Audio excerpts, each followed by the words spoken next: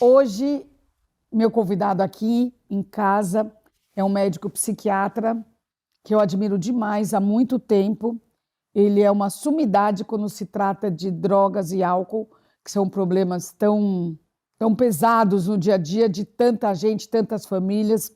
Dr. Arthur Guerra, muito obrigada por ter vindo. Eu sou admiradora do Dr. Arthur Guerra, estava fazendo as contas aqui com ele, desde o início dos anos 2000, quando eu precisei de uma ajuda para uma pessoa que eu conhecia. E aí eu entrei em contato com o Dr. Arthur Guerra, ele foi maravilhoso.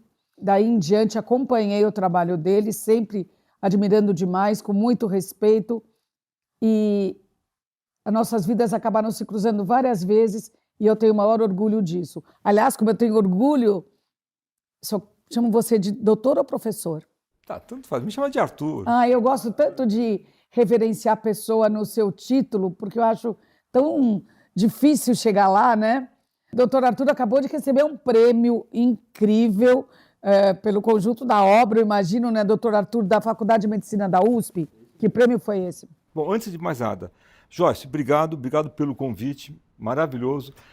Joyce, nós nos conhecemos há mais tempo, né? É da época que eu tinha cabelo. Faz tempo. Para você ver como isso não é relevante para mim. Que prazer poder revê-la, né? Mais uma vez. Mais uma vez, e você tem toda a razão, as nossas vidas se cruzaram algumas vezes. Você pediu um atendimento, coisa da nossa obrigação. Joyce, o médico, e você entrevistou vários outros, não sou eu só, quando ele escolhe fazer medicina, ele ainda jovem, 16, 17 anos, ele é quase como se fosse uma vocação, né? Olha, você vai tentar ajudar os outros. Quando você trabalha dentro de um hospital público universitário, como o Hospital das Clínicas, essa vocação ela se transforma num prazer em servir ao outro. E como eu, vários médicos, são 10 mil médicos, trabalhamos sempre com o mesmo modelo. Algum mais de um jeito, outro de outro, mas sempre dessa forma. Aquele caso que você pediu, que graças a Deus deu certo, tivemos um pouco de sorte, porque nesse campo que eu atuo, álcool, drogas, dependências químicas, a recaída faz parte do quadro clínico. Nós tivemos nosso primeiro contato, fui muito feliz, e depois, via João Dória, nós gostamos, eu gosto muito dele. Eu sou madrinha, né, da entrada do Dr. Arthur Guerra no governo, né? Você e um outro médico chamado Davi Uip. Conheço. O Davi Uip também me ligou, olha, você vem, tal. Foi uma experiência maravilhosa. Esse prêmio que nós ganhamos aqui, não foi eu ganhei. Eu sou o representante desse mais novo instituto que o HC tem, Hospital das Clínicas, chamado Instituto HC Perdizes. É o 5º maior serviço de álcool e drogas do mundo. Nossa! 80 leitos para pacientes que precisam, dependência, etc. Tal. Eles ficam internados lá? Eles ficam internados e nós temos 8 ambulatórios. Ambulatórios é quando ele entra andando e sai andando.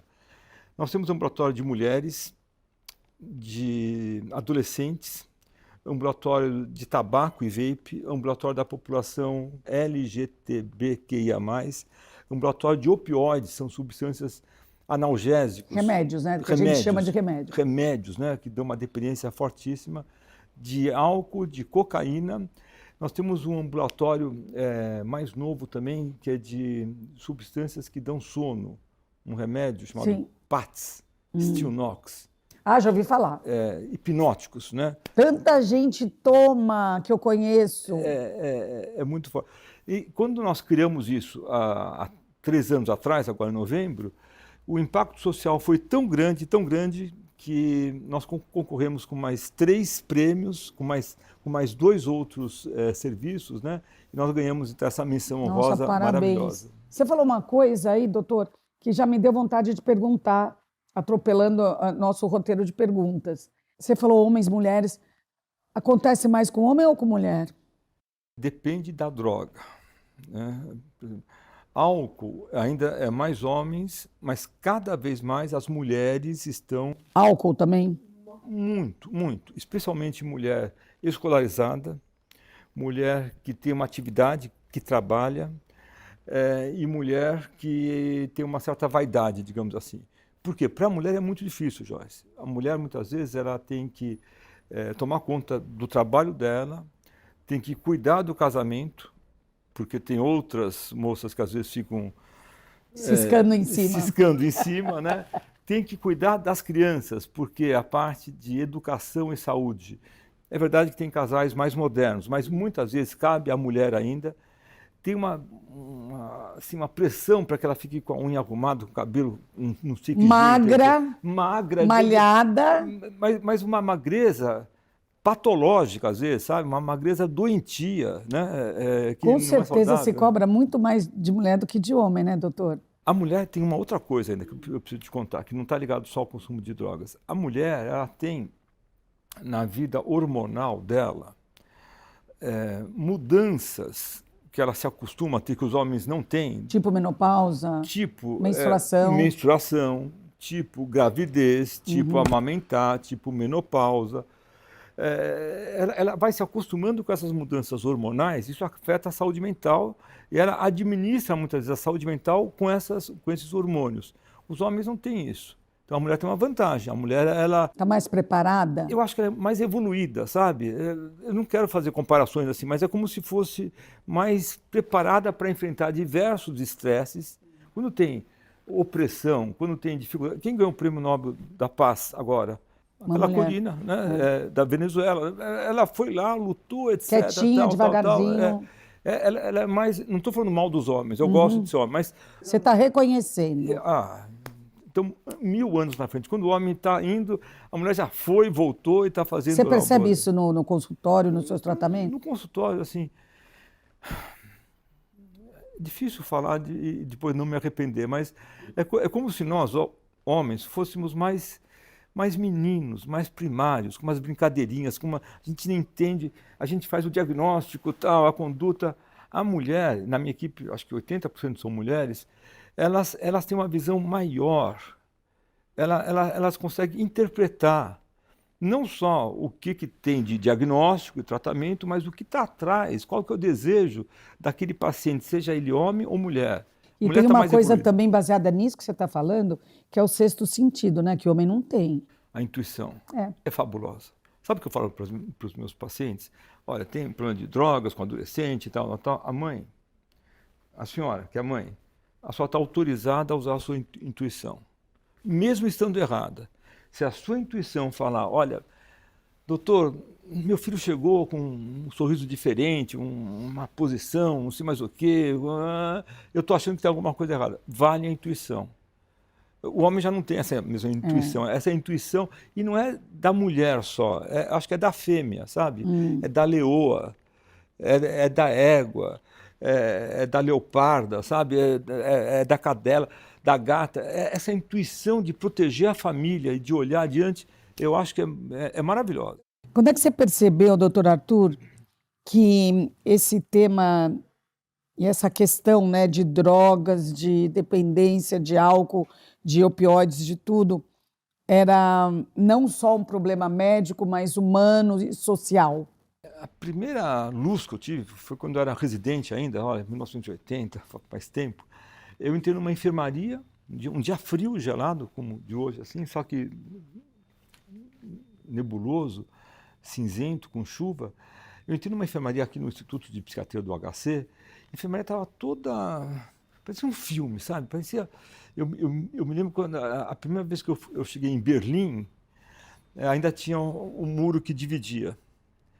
E aí quando você ia para Berlim Oriental, assim, era uma coisa diferente, parece que estava parado no tempo, sabe? Uma coisa assim, parece um filme, né? É isso que você sentiu? Eu senti que tinha alguma coisa diferente. Perguntei para os enfermeiros, por quê? Qual é essa enfermaria? O que tem aqui e tal? Ô, doutor, aqui nós tratamos dos bebum. Do quê? Dos pé de cana, os pau d'água. Falei, o quê? Os caras que bebem, doutor, né? O enfermeiro falou. Eles ficam aqui, ficam um mês, aí eles saem. Você já era médico nessa... Eu era residente. Eu tinha acabado de me formar como médico, estava fazendo a especialização para ser psiquiatra. Eles saem daqui, você sabe aquela porta do hotel antigo, é uma porta que dá, Giratória. que dá a volta, assim, é a mesma coisa que eles fazem aqui. Eles saem, fazem um tratamento, ficam uma semana lá fora, bebe e volta. E ficam usando o instituto, o hospital, como essa porta giratória. Eu falei, ninguém faz nada, ninguém faz nada.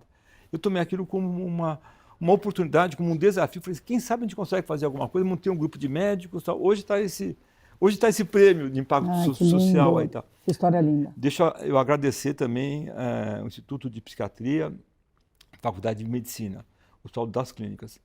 Joyce, me deram tudo, tudo. Me deram liberdade, me deram autonomia, me deram recursos, me deram espaço físico. Qualquer um estaria nessa... Não, eles deram para a pessoa certa. Eu sou muito grato a eles. Eu nunca pude me queixar que eu não tive crescimento por falta de recursos. Não é verdade. Sabe, doutor Arthur, na época da pandemia, eu fui fazer um trabalho pro bono, fui parar no HC. Quer dizer, fui parar online, né? Porque estava todo mundo em casa. E aí eu fazia entrevistas com os médicos do HC, 3 por semana, durante 2 anos, 3 anos, eu já não lembro mais. Aquilo mudou minha vida. Aquilo mudou minha vida. Até quando acabou a pandemia, eu fui homenageada lá no auditório, junto com tantos médicos. Eu ganhei uma estatueta lá, um troféu. Mas foi uma coisa... Eu, vira e mexe, eu ficava muito emocionada. Eu chegava a chorar, porque não existe trabalho mais significativo do que os médicos dos médicos do HC. Eu não conheço. Aquilo é uma bênção e um orgulho, e é uma coisa que o Brasil inteiro devia se orgulhar demais. Isso daí, concorda comigo? É muito honroso para o médico. Tem um ditado que é assim, Joyce, quando o maestro desafina, a orquestra toda desafina. Lá, o maestro, no caso, a professora Heloísa Bonfá, que é a diretora da faculdade, e o doutor Edivaldo, que é o diretor clínico do hospital, eles não desafinam. Então, eles contaminam a gente a equipe toda, com boas práticas e com condutas bacanas, buscando excelência e segurança, excelência e segurança, o tempo todo. Isso é muito bacana, isso faz a diferença. Doutor Arthur, ao longo desses anos todos, o que mudou, segundo você, conforme você vê, a relação das pessoas com as drogas? O que é uma constante e o que muda às vezes? Boa pergunta, hein? Não sei quem fez, mas perguntas excelentes. Assim. Olha, são quase 50 anos que eu faço isso. Então, eu mudei de opinião. Eu era mais flexível para algumas coisas, hoje eu sou menos, e ao contrário, para outros temas. Né? Uma coisa que fez eu mudar, assim, antes eu achava, Joyce, que tinha um aspecto muito forte psicológico e social. Eu dava uma importância um pouquinho menor para o aspecto genético e para o corpo da pessoa. Hoje eu penso um pouquinho diferente. A droga está aí, ela está aí para um monte de gente, mas para algumas pessoas, a gente não sabe quem são essas pessoas, para algumas pessoas a mesma droga vai causar um impacto tão forte, tão contundente, vai ser tão gostoso, e a pessoa vai usar aquilo como se fosse uma bengala, às vezes para sair de um quadro depressivo, de ansiedade, para ficar melhor socialmente. Ela vai querer usar mais, e aí fica dependente. Mas é como se já tivesse algum código interno, uma coisa genética, eu não sei ainda, que fala, olha, cuidado, aquele lá ele está suscetível a usar droga. Tem gente que não, por exemplo, de acordo com isso que você está falando, tem pessoas que entram nas drogas, ficam e não ficam dependentes? A pergunta é muito clara, mas é muito difícil. Você pode pular? Pode ir para uma outra pergunta? Joyce, a coisa funciona assim, olha. Nesses quase 50 anos, 47 anos, eu vejo de manhã à tarde à noite pessoas que têm problemas, pessoas que têm dependência. É claro que eu acho que tem um monte de gente que usa drogas e que não vem ao hospital, não vem falar no meu consultório. Mas eles são dependentes, né? Eu não conheço. Os que eu conheço, na minha visão, todo mundo que usa drogas, é uma visão é uma visão egoísta, é uma visão medíocre de uma certa forma. Parcial, diria. Parcial. Mas todo mundo que eu vi usando drogas tem algum problema. Todo mundo? Não, tem muita gente que usa, vai usar de vez em quando, os jovens, os mais velhos também, tá bom. Mas o que faz a diferença entre ter o problema e ter a dependência? A gente não sabe ainda. Mas desses aqui, que quando tem a dependência, eu falo, tem uma chance de ficar bom. Uma chance de ficar bom, é não usar mais. Uma chance. A única? A única. Toda vez que eu falo isso, os pacientes, especialmente médicos, né? De cada 5 pacientes, um é médico. Um é médico. 20%? 20%. Eles falam assim, o senhor nunca viu? Pois eu vou dar chance para o senhor de ver. Eu vou ser o primeiro que vai voltar a usar drogas de uma forma moderada, controlada. Ainda não vi. Não é porque Isso eu se chama não vi... onipotência, não chama? É onipotência, ainda porque... Não é porque eu não vi que não existe. Mas você não viu? Eu não vi. Também eu não vi nenhum fantasma. Não quer dizer que eles não existam, né? Mas pode ser que... Outra coisa, Joyce, eu nunca vi nada que você trague, que você faça... E aquilo entra pela traqueia, vai para o pulmão aqui. Eu nunca vi nada que não atrapalhe muito a saúde. Nada. Só o ato de inspirar uma coisa que não é O2, né? Que não é O2, nada. Tabaco a gente não fala. Vape, ótimo, né? Narguilé, sabe? Maconha. Eu não estou falando do canabidiol, que tem a propriedade medicinal, etc. Sim. Tal. Mas nada que a pessoa trague, aspire é boa para a saúde dela. Nada. E aí, incluído cocaína, né? Que você não aspira que nem... Nossa, essa é jogo duro. Porque a cocaína é uma droga gostosa, né? Dá o up, né? Dá uma coisa, você está meio assim, então você usa, opa, vamos embora. É uma droga ligada a diversos ambientes sociais, você pode dançar, falar, é uma droga... De tempos atrás para cá, apareceram um monte de droga sintética, um monte de coisa. Mas a cocaína ainda é uma questão no seu consultório? A cocaína, como um todo, sim, mas o que nós temos hoje são variantes de cocaína. Tem uma coisa chamada pó rosa. É como se fosse uma cocaína... Nunca ouvi falar. Tem várias. Tem cocaína branca, tem cocaína amarela, tem cocaína que vem não sei mais do que, tem a boa, tem a menina, tem a ruim, tem várias. E aí com potências diferentes e que você não tem um controle de qualidade. Quando você compra, você não tem um selo que fala, essa aqui é boa, essa não é boa. Você confia no traficante que tá vendendo.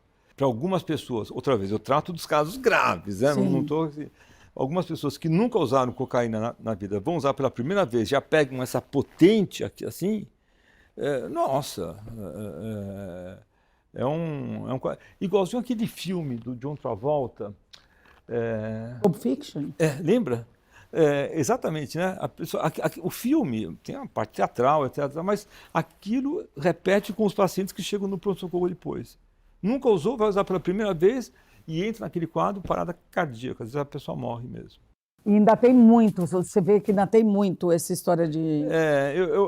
Tem cada vez menos, porque agora entram outras coisas. Entra o que o pessoal chama de balas, né? Sim, de metanfetaminas, sintéticos, né? Sintéticos, aí com uma pureza diferente, uma qualidade melhor, né? Mais potentes. Bom, isso demonstra que essa questão nunca vai acabar, né? O homem sempre vai querer substâncias que, de alguma maneira, tirem ele do estado dele... E mais, né? Quer dizer, nós estamos num outro mundo agora. Não tem mais, como era no passado, faziam essas drogas em laboratórios clandestinos, fundo de quintal. Agora são laboratórios grandes, feitos por bioquímicos com doutorado, que ganham muito dinheiro fazendo isso. Então é um mercado grande, gigante, né? E cada vez buscando mais prazer, mais rápido.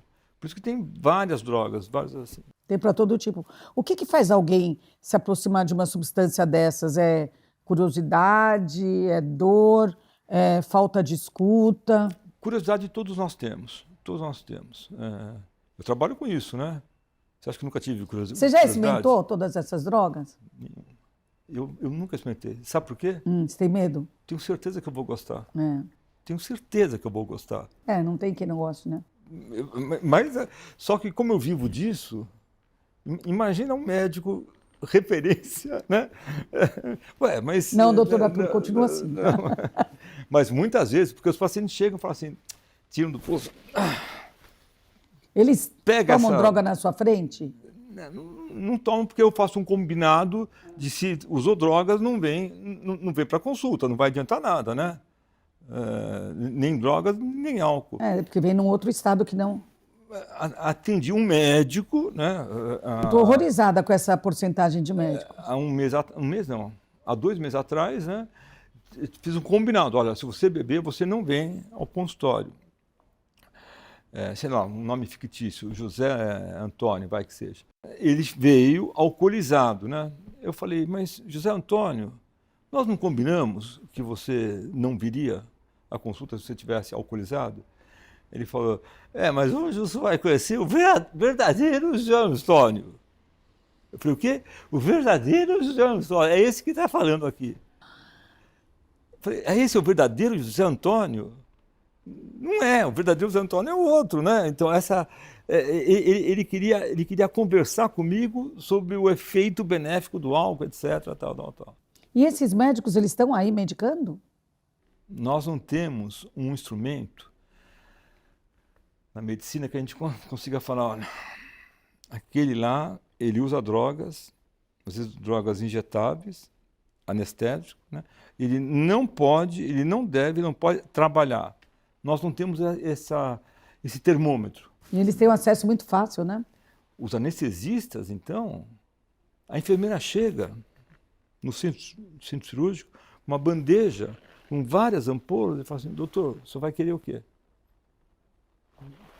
Eu vou pegar esse aqui vai para mim. Ele pensa, não fala, vai para mim, eu vou guardar aqui. Como é que ele justifica depois que usou? Caiu no chão, quebrou isso aqui, viu? Desculpa. Vou ter que me recuperar depois da nossa entrevista, hein, doutor? Mas sem beber nada, hein? Por favor. Não, né? pode deixar. Graças a Deus eu não tenho essa... Até hoje não tive. Desculpa a brincadeira, só para não perder a oportunidade Esse viés. aqui, assim, né? A gente costuma associar droga sempre a algo, embora não seja, né, como a gente está falando, mas a gente associa a algo marginal, né? Mas também tem álcool, remédio, né, que são disfarçados, assim, né? A sociedade finge não ver isso ou ela está atenta para isso?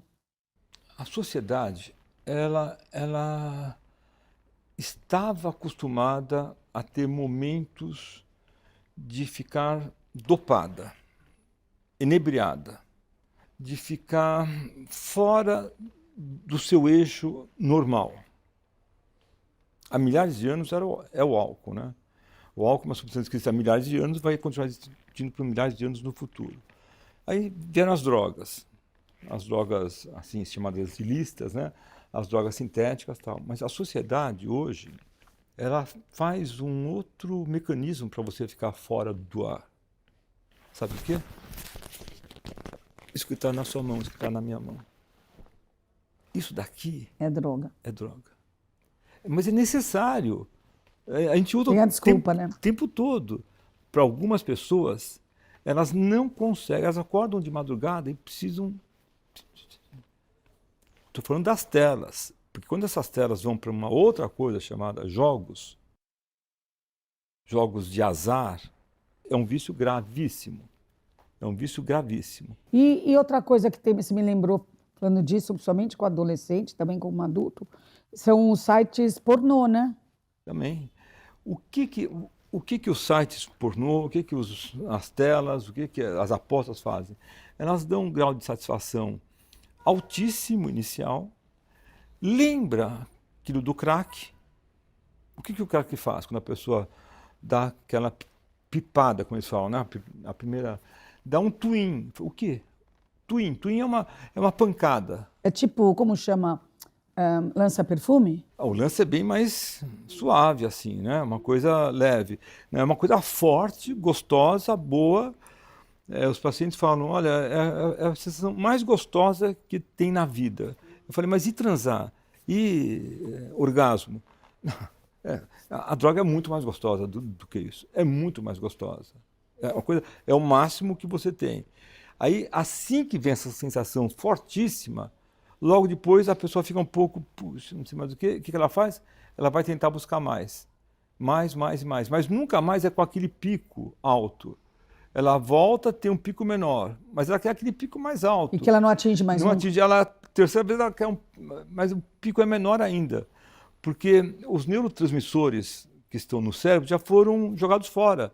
E não tem mais neurotransmissor para dar aquele prazer forte. Tem que reconstruir, tem que fazer outra vez. Doutor Arthur, por que ainda não inventaram alguma substância, né? Tem tanto laboratório que dê um barato e que não seja tão tóxica? Ou que não crie tanta dependência? Não é interesse? Não há interesse. Não há interesse comercial. Porque o lucro é na dependência. É na dependência, mas não no quadro onde você mata o paciente, porque esse daí não vai dar mais lucro. Não, tem que continuar. Você vai usando. É igual as apostas, né? Não adianta você deixar o indivíduo sem nenhum dinheiro. Não. Ele vai ter que arrumar dinheiro de alguma outra forma, ele vai se endividar, ele vai para o mercado negro, vai fazer qualquer coisa. Vai roubar, matar, né? Vai roubar para ele poder fazer a aposta. Sempre assim, olha, dessa vez eu não ganhei a Mega Sena. Mas vou ganhar na próxima. Mas na próxima, olha, Com certeza. São 6 números, acertei 3. Opa, 3 é um sinal. Que loucura isso. E esses 3 aqui eu vou guardar comigo, porque eu sei, não, E é sempre ligado à onipotência, né? Primeiro há um aspecto, assim, um pouco de ingenuidade, né? Assim, não, eu sou melhor do que a máquina, eu sou melhor do que todo mundo, eu sou melhor do que o traficante, eu sei lidar com isso, eu sou um cara inteligente, bom, eu sou um cara bom de aposta. Nossa, que difícil a tua profissão, doutor. Como é que você lida com um cara desses? Como é que você fala para ele que talvez ele não seja tão inteligente quanto ele pensa, talvez ele não tenha esse poder que ele acha que tem? O segredo, Joyce, é eu ficar focado o tempo todo na consulta. Quando eu estou conversando com o paciente, eu fico assim, ó. Eu fico como aqueles burros, sabe, de rua que ficam com aquela viseira assim, né? Eu fico pensando assim o tempo inteirinho.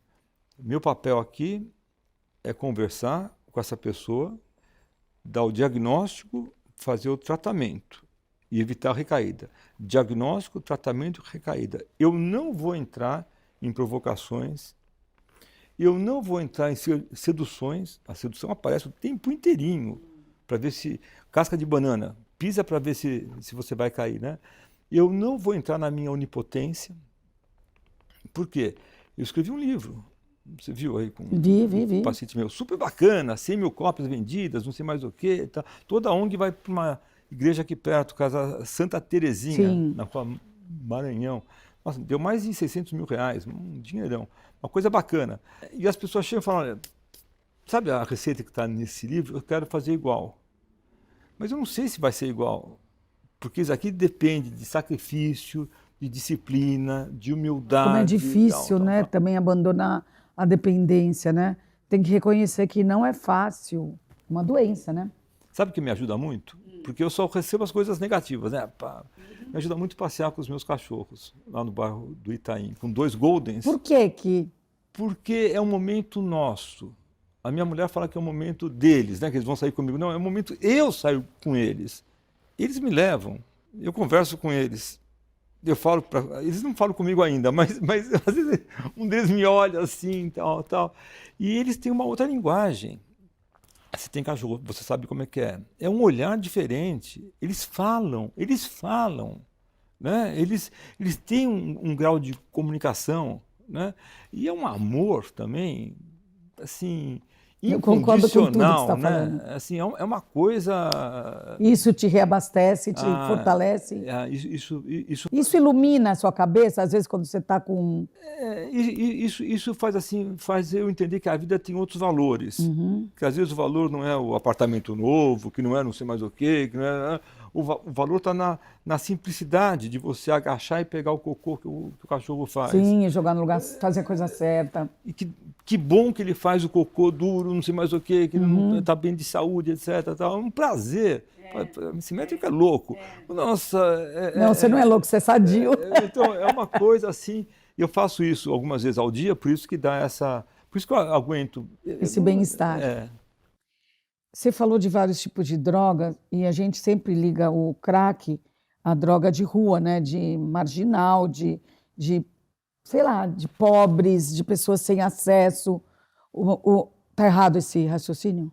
não está totalmente errado, é o mais comum, né? Porque como a dependência é fortíssima, a pessoa não consegue usar crack e vir para uma entrevista, não consegue usar crack e trabalhar, não consegue usar crack e depois vai transar. Ela Vive em função do vício. vive, a dependência é intensa, é gravíssima, né? A pessoa muitas vezes, o moço, a moça, se prostitui não pelo dinheiro, mas para ter a pedra de crack para ele poder usar, né? Então, eu vejo a dependência de crack como um dos quadros mais fortes, mais graves que tem. Por isso que a única chance que tem é a pessoa parar de usar.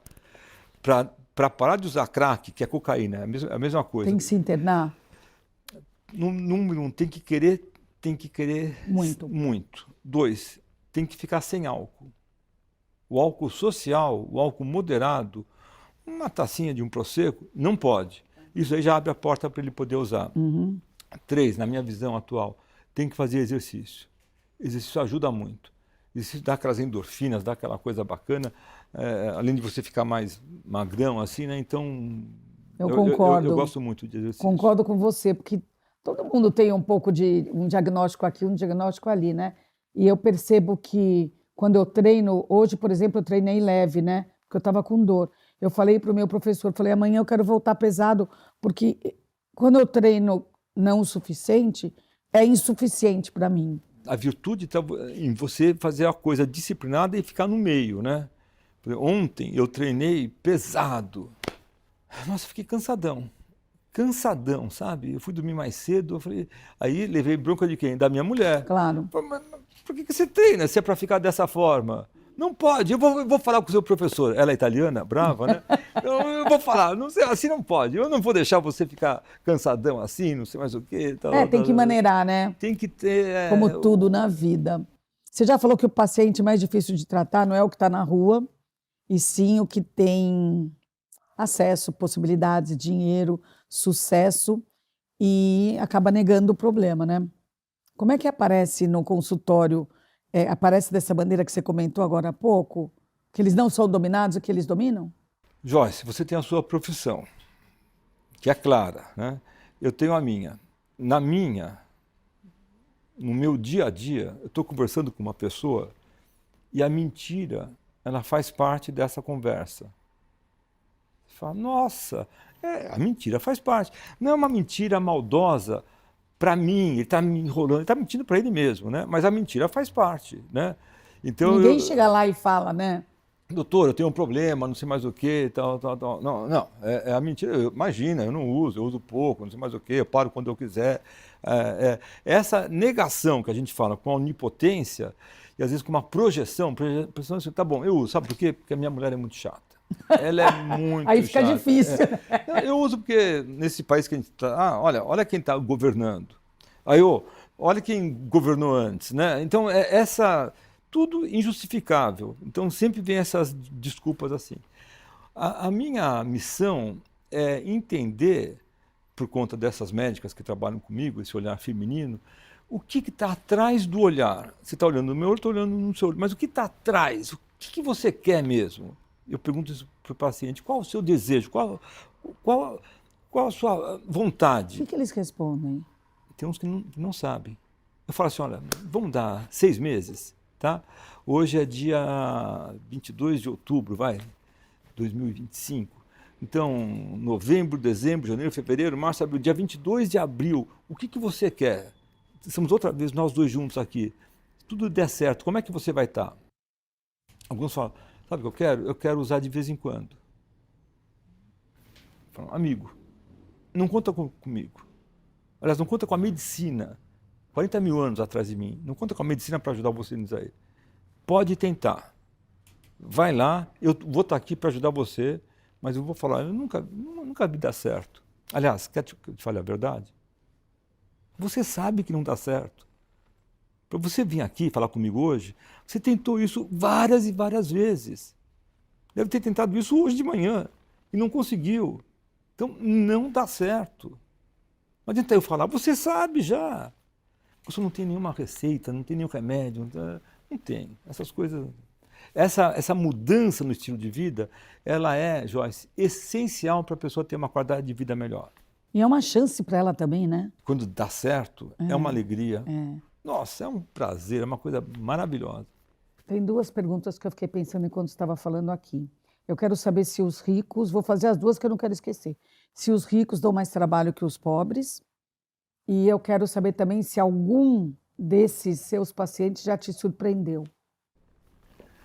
Boas perguntas, hein? Olha, eu trato de ricos e de pobres, né? No HC Perdizes são 1.500 atendimentos, não sou eu que atendo, é a minha equipe que atende, mas são pobres, são pessoas do SUS, né?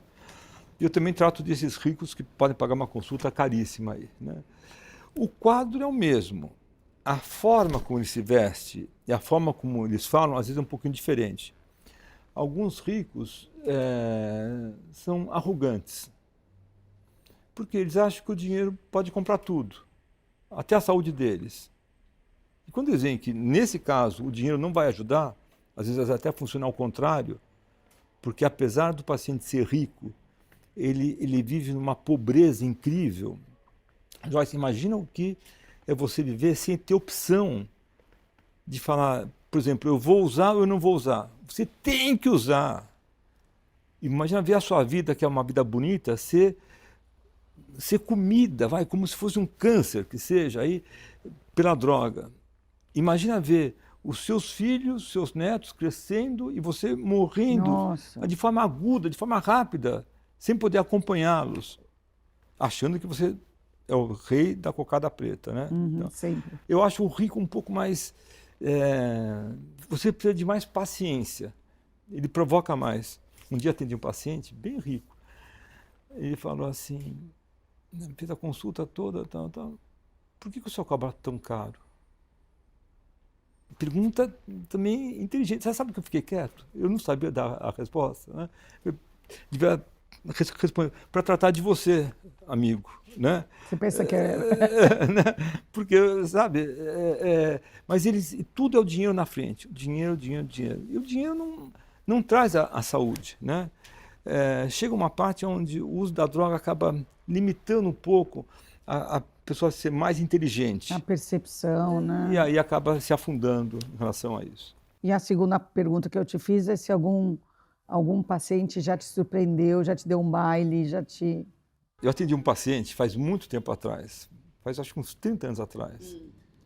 Eu me lembro como se fosse hoje.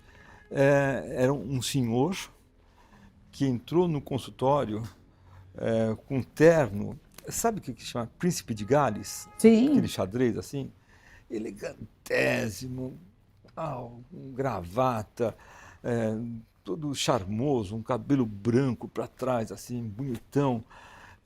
Entrou, dei a mão, boa tarde, como vai o senhor, tudo bem? Então, sentou na cadeira, pois não, ele falou, pois não, sou eu que falo. Eu falei, não, então, meu nome é Arthur, o seu, fala um nome lá que você... Ele falou, o que o senhor faz? Eu falei, eu sou médico. O senhor não sabia? Me falaram que era para eu vir aqui, que ia conversar com um médico. Mas que tipo de médico que o senhor é? Eu falei, eu sou psiquiatra, eu trabalho muito com álcool e drogas. Ele levantou, olhou para mim e falou, passar bem. Saiu batendo, pá, pá, pá, pá. Abriu a porta, bateu a porta, pá! Abriu de volta, falou, desculpa. Fechou com calma. Nunca mais ouvi essa pessoa na vida. No final do ano, eu recebo uma caixa, sabe dessas Santa Luzias assim? Que eles compram, né? Os ricos compram. Mas sei lá, que precisavam de 2 pessoas para levar a caixa assim, tal. Com um cartão lá. Eu liguei, eu peguei o nome do cartão, eu falei, quem que é? E a secretária também não sabia, tal, porque não era ele que tinha dado, era a esposa. Levamos aí uns dias para descobrir que o nome daquela pessoa era a esposa daquele senhor que tinha vindo meses atrás, né? Eu liguei, eu falei, dona Luísa, que seja, né? Eu recebi uma caixa maravilhosa aqui, por que a senhora está mandando isso aí? O senhor curou meu marido. Eu falei, eu curei? Curou do quê? Eu curei do quê? Ele esteve comigo, acho que 30 segundos. Eu não falei uma coisa, nós não falamos de nada. O senhor curou meu marido. Ele chegou em casa e mudou o comportamento dele. Hoje ele está um amor, está saudável, não sei mais o que, tal, tal. O senhor merece sim essa caixa, por favor. Eu não sei o que o homem tinha. Eu acho que devia ser alguma coisa ligada a álcool, eu acho. Mas ela falou que ele tinha ficado curado. Então, essa foi uma surpresa. Amei essa história. Puxa vida, eu queria ter esse poder, né? Você foi um instrumento, né, de qualquer maneira. Instrumento. Ele já estava pronto, né? Você acha que ele não sabia quem era o Dr. Arthur Guerra, né? Já sabia, tal, ficou bravo com a esposa, mas nunca mais bebeu. Essa é a minha interpretação aí. Doutor Arthur, na época da pandemia, muita gente ligava passando mal e conseguia, com um médico, sei lá que tipo de médico, receitas para remédios. Isso ainda existe? Tem um nome técnico para isso? Existe você prescrever remédios sem consultar? A medicina, Joyce, mudou muito nesses últimos anos.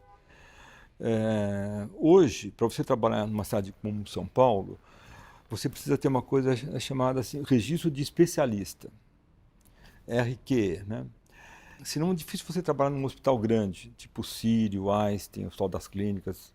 O médico que é formado, médico que vem de uma outra cidade, de um outro estado, com o Conselho Regional de Medicina dele positivo, digamos assim, ou ok, ele consegue algum tipo de trabalho.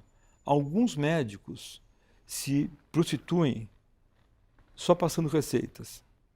Porque para comprar qualquer remédio precisa de receita com carimbo e tal. Sim. O médico só fica dando receita. Perigo, né? É um perigo. Ele nem vê o paciente. Ele não precisa ver o paciente. E cria dependência, né, na verdade. Cria uma dependência altíssima. Por isso, se a pessoa quiser ficar dependente de algum remédio que tem a sua receita fiscalizada e segura na farmácia, o paciente vai conseguir a receita, mesmo não sabendo quem é o médico que está dando a receita para ele. Nossa. Tem farmácias Que vendem, né? que vendem porque tem um médico atrás que faz a receita. E eles faturam. Eles faturam, né? É um lado comercial gigante. Então, infelizmente, esse lado sujo também existe. Existe para todo lado. Mas é que esse lado aí é mais grave, né? Porque pega a saúde da pessoa, né? Tem um ponto que você pode distinguir entre um consumidor de álcool ou drogas, entre prazer e autodestruição? Existe esse limiar? Existe uma situação hoje que é a seguinte: hoje você fala que uma pessoa tem problemas quando ela bebe ou quando usa drogas, quando, independente da quantidade que ela usa, ela pode usar pouco ou pode usar muito, independente da frequência, ela pode usar de vez em quando, pode usar todos os dias. Aquele uso traz um prejuízo para ela, um prejuízo às vezes físico, às vezes psicológico, às vezes ocupacional de trabalho, às vezes psicológico, às vezes na relação familiar, na relação com a namorada, com os amigos, ou para ela ou para quem está no entorno dela. Nós estamos aqui, né? Estamos gravando, vamos supor que os meninos aí têm algum problema. Não basta ele ter o problema, ele está bem com ele. Se ele atrasa, se ele atrapalha os outros, se ele faz a coisa errada, se ele não deixa a câmera ficar ligada, não fica os outros têm que fazer a função dele. Opa, tem alguma coisa que não vai bem. Não, mas eu uso, não tem problema algum. Não tem problema para você, sobra para o outro que está próximo. Desculpa, eu estou fazendo um exemplo aqui, mas se vocês falarem que tem alguém que faz isso daí, é porque eu sou muito bom médico, né? Opa! Não. Então, se você beber álcool, se você cheirar cocaína, mas se você fumar maconha e não tiver um prejuízo nem para você, nem para quem está no seu entorno... Mas existe isso, doutor? Deve existir. O pessoal não fala que fantasma existe? Eu nunca vi, mas... Eu vim de uma época em que tinha um consumo de drogas diferente de hoje em dia, que era meio socialmente aceito, e aí você está falando isso? Não, isso que você está falando não existe. Quer dizer, não existe no meu universo, né? Claro, é nesse tamanho, mas é um pedaço do mundo, né? todo dia eu passeio com os meus 2 cachorros, né? Da rua onde eu saio lá, tal, tem os 2 cachorros e tem um pessoal que fica na esquina fumando maconha. Uns 4, 5 rapazes, né? Eu acho que eles não sabem que eu trabalho nesse campo, né? Comigo eles são muito simpáticos. Os cachorros também gostam deles. Isso é bom sinal. E eles gostam dos cachorros também, eles chamam eles de os dogão. Os dogão, não é os dogões, não é os dogs, dogão. né? Os dogão, né? É. Assim, e outro dia eu saí com a minha esposa, né? Os 2 cachorros, assim, tal. Eles estão lá, eu passo no meio deles, porque para mim não vai fazer, né? Eu não vou fumar, eles não são agressivos, nada, né? A minha mulher estava vindo comigo, ela falou assim, mas não vamos passar aqui. Eu falei, por que não? Imagina, a rua é pública, eles também não estão fazendo nada. Eu falei, eu vou brincar com ela. Ela me provoca, mas eu provoco ela também, né? Tô passando assim, aí veio um cara simpático, falou assim, ô tiozão, Tiozão. e os dogão? Aí eu falei, tá aqui, né? Aí eu olhei pro outro, que tinha acabado de dar um tapinha.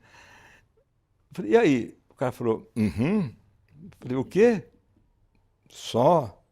Hã? Belê? Eu falei, o quê? É isso aí.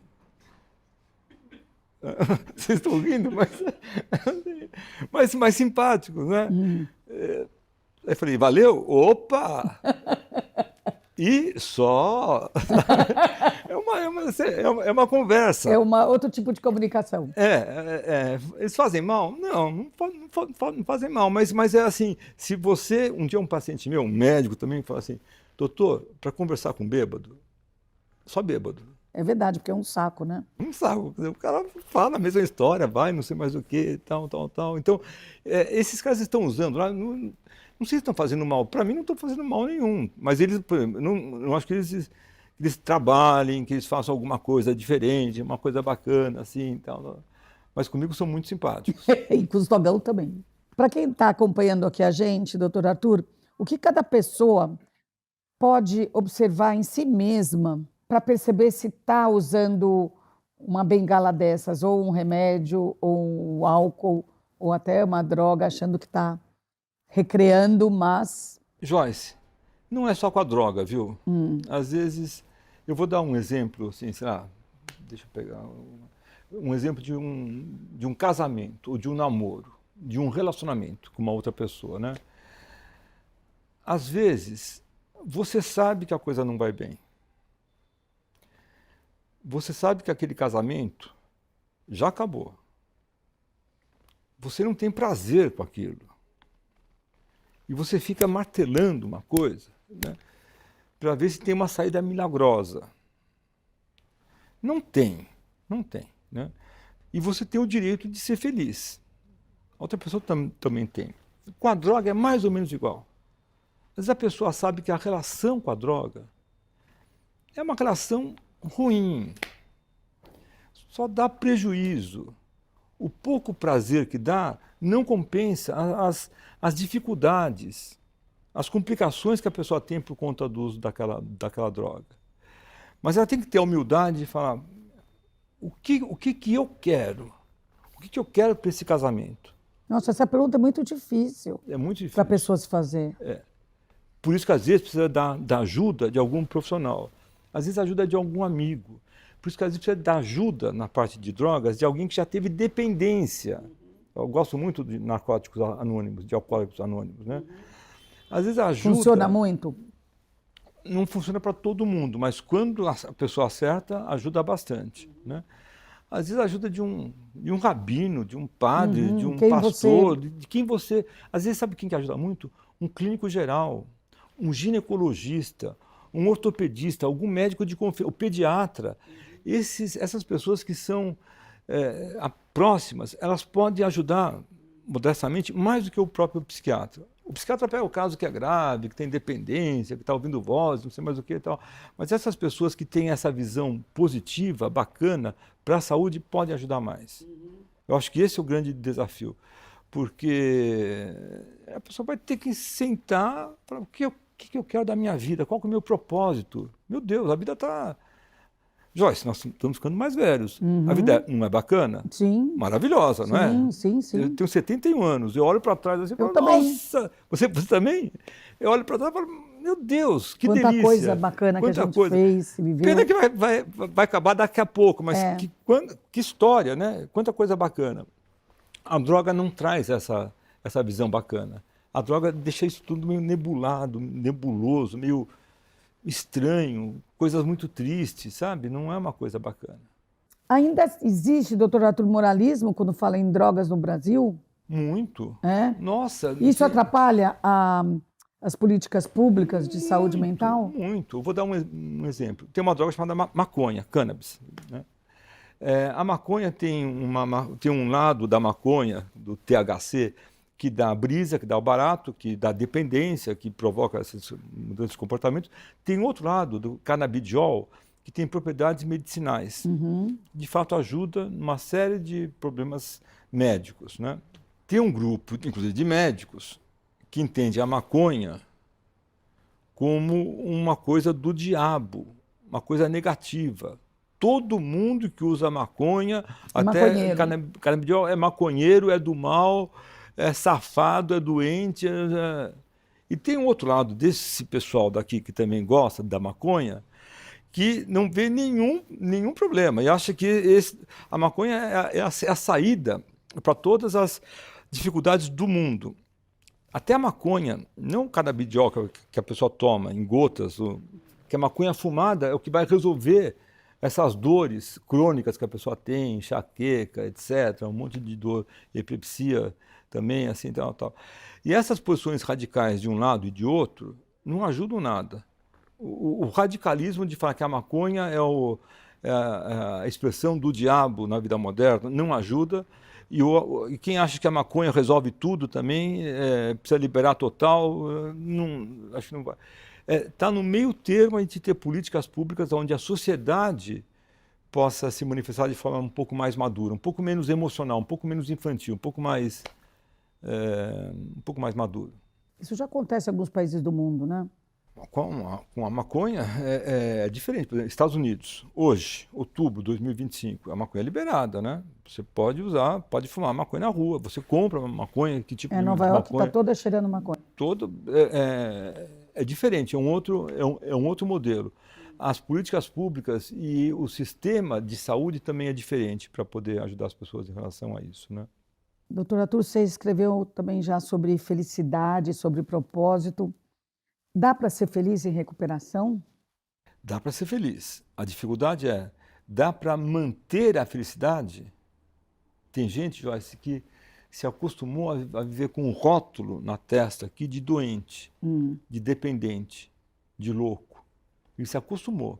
Quando você tira esse rótulo e dá para ele uma vida, entre aspas, normal, onde ele se cuida, tem um relacionamento, ganha dinheiro, tem amor próprio. E aí o que acontece?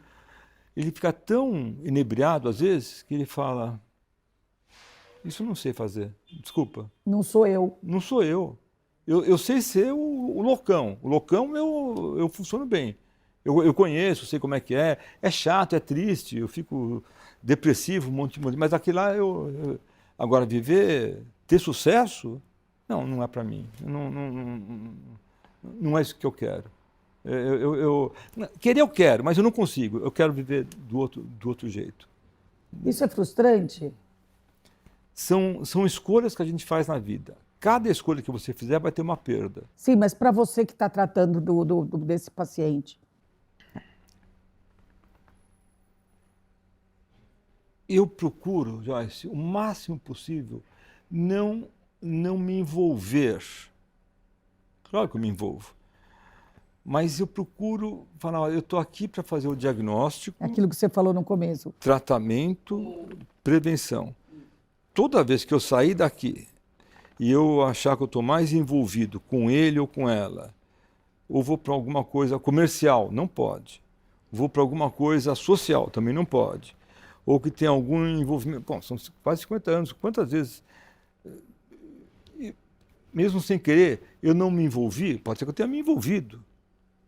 Todo envolvimento a mais é prejudicial, é negativo, é ruim. porque eu sou considerado, ganhei esse prêmio aí e tal, referência, estou aqui nessa entrevista maravilhosa, como referência de alguma coisa que é profissional. Eu sou profissional, estou fazendo isso, tal, E tal. que está dando certo, né? Mas eu sou convidado o tempo todo a sair, como os meus cachorros gostam de me puxar para ir para um lugar que não pode ir, não pode entrar na casa, no outro prédio. Não é para você entrar, amigo, mas ele quer ir porque viu a cachorrinha lá, não sei mais o que. Tal. Então a dificuldade, o desafio é você manter os cachorros, entre aspas, da vida, né? Você manter os desafios que aparecem de forma às vezes, constante, de forma assim, irrecusável, você fala, não vou. Não posso. Não posso. Gostaria, mas não posso. Isso é difícil. Nos mais diferentes campos. Bom, estamos chegando ao final, doutor Arthur. Que legado você gostaria de deixar para o médico que está começando agora, que vai fazer um trabalho parecido com o seu, para o paciente que está tentando se recuperar e para a sociedade que ainda prefere julgar? Nossa, que bacana, hein? Olha, acho que para o médico jovem, eu gostaria de deixar o seguinte recado. Meu amigo, minha amiga, a profissão é bem estimulante, é bem desafiadora.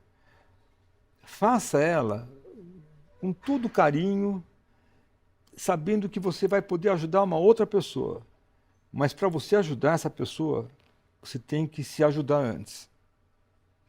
Não dá para você estar com o seu coração partido, estar com a sua vida ruim e querer ajudar os outros. Um pouco egoísta. Cuide de você para você poder cuidar do outro. Para o paciente assim, eu sei que é difícil, é bem difícil, mas é possível. Depende muito mais de você do que da gente.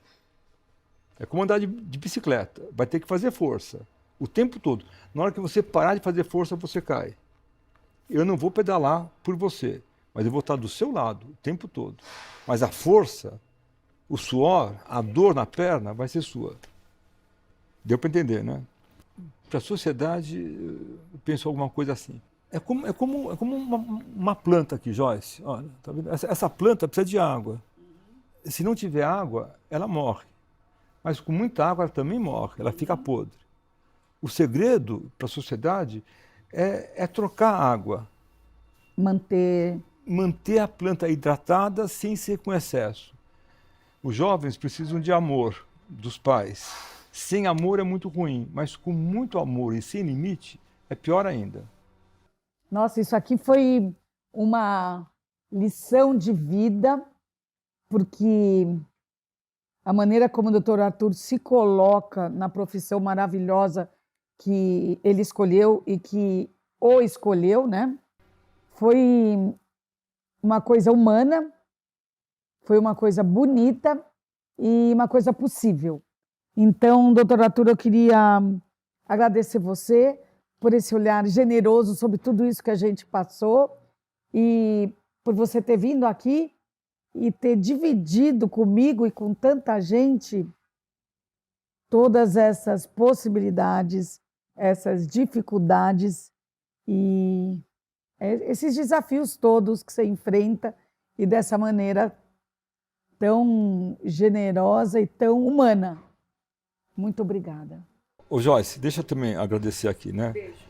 Tem uma coisa diferente aqui, né? Tem um clima aqui entre você e eu, que eu não sei explicar bem como é que é. Eu não sou muito ligado a energias, sabe? Eu respeito, mas como se tivesse uma certa energia aqui, né?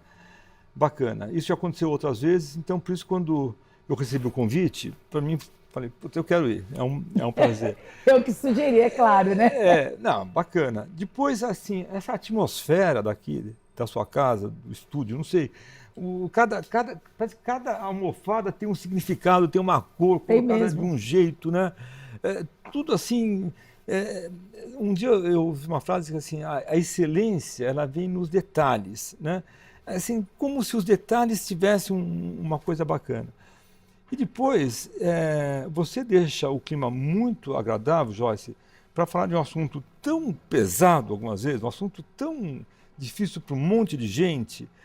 Falou de coisas engraçadas. Nós falamos de cachorros, damos risada aqui, falamos de histórias de quando eu tinha cabelo, não sei mais o que, tal, e pessoas que nós conhecemos em conjunto, e desafios, e uma mensagem para o médico lá do futuro, nunca falei isso aí, ou para um paciente, ou para a sociedade e tal.